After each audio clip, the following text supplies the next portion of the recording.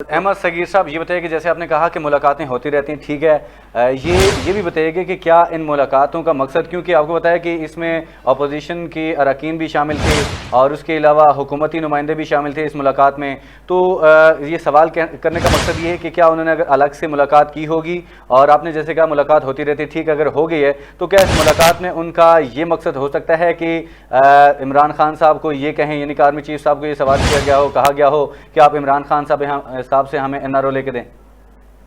नहीं नहीं, मैं नहीं समझता ऐसा हो सकता है कि ये इतनी छोटी लेवल पे इससे तो बड़ी मुलाकात जो है वो मतलब है कि हो पीछे कुछ और वजूहत है। आप जरा रीजन को देखें ना, आप इमरान खान की पिछली 2-3 दिन की जो और पिछले 1-2 हफ्तों की जो उसकी बयानात हैं, जरा आप उसको देखें तो आपको पता चल जाएगा कि पाकिस्तान ने अमेरिकन ब्लॉक को हमने जो है वो खुदा हाफिज कहा और हमने दूसरे लफ्जों में उनको कहा है कि भाई नो मोर, आपने बहुत ज्यादा हम पे प्रेशर रखा है, अब हम आपके लिए मजीद काम नहीं कर सकते। अब ये इतना बड़ा पॉलिसी शिफ्ट है आपका कि इसके लिए अल्टीमेटली आपको अपनी जो लोकल क्यादत है, जो आपकी लोकल इंटरनल लीडरशिप है, उसको आपको एतमाद में लेना जरूरी होता है। और हम हालात जब तक आपकी लीडरशिप और आपकी पोलिटिकल लीडरशिप एक पेज पे नहीं आती, आप इतने बड़े बड़े फैसले नहीं कर सकते। अब वहां पे हो सकता है किसी ने बात कर दी हो कि जी हमें तो ऐसा भी चाहिए, ये वो मुमकिन है कि किसी ने कर दी हो, लेकिन जो इसका मकसद था वो ये नहीं था। वो मकसद इसका नेशनल सिक्योरिटी था, मकसद इसका जो है वो बड़ा था। बड़ा मकसद जब होता है तो ही इस तरह की बड़ी बड़ी मीटिंग जो है वो बड़ा मकसद आपके ख्याल में क्या हो सकता है? देखिए, मैं जो समझता हूँ, मैंने आपको जैसे पहले भी अर्ज किया कि पाकिस्तान का एक बहुत बड़ा शिफ्ट आया है फॉरेन पॉलिसी के अंदर।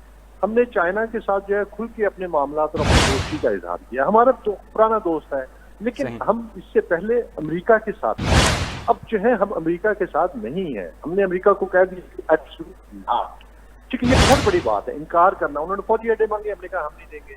उन्होंने हमें कहा कि हमें ये चीजें चाहिए, हमने कहा नहीं देंगे। अच्छा, पार्लियामेंट के अंदर खड़े होकर बात करने की वजह थी, अगर प्राइम मिनिस्टर साहब जो है पार्लियामेंट के अंदर खड़े होकर बात कर रहे हैं तो पार्लियामेंट एक फोरम है, और उस फोरम के अंदर अगर हम बात करते हैं तो अल्टीमेटली हम मैसेज दे रहे हैं कि ये पार्लियामेंट की इलेक्टेड पार्टीज के फोरम से हम बताना चाह रहे हैं कि हम आपके साथ नहीं है। इतनी बड़ी बात है कि जिसको आप हल्का नहीं ले सकते अल्टीमेटली। तो ये वो चीज थी जिसको शायद पॉलिटिकल लीडरशिप के साथ जो है जो उनको बात में लिया गया कि अब हमने ये कर दिया है या ये करने वाले हैं, आप भी ये कर। हुकूमत की तरफ से जारी बात है कि हुकूमत ही कर रही है, तो हुकूमत के लोग भी बीच में शामिल थे। हुकूमत ने कहा होगा कि जनाब बाकी पार्टीज को भी आप जो है वो थोड़ा सा हाथ में लें, हमारे साथ तो शायद वो बात उस तरह से नहीं करते।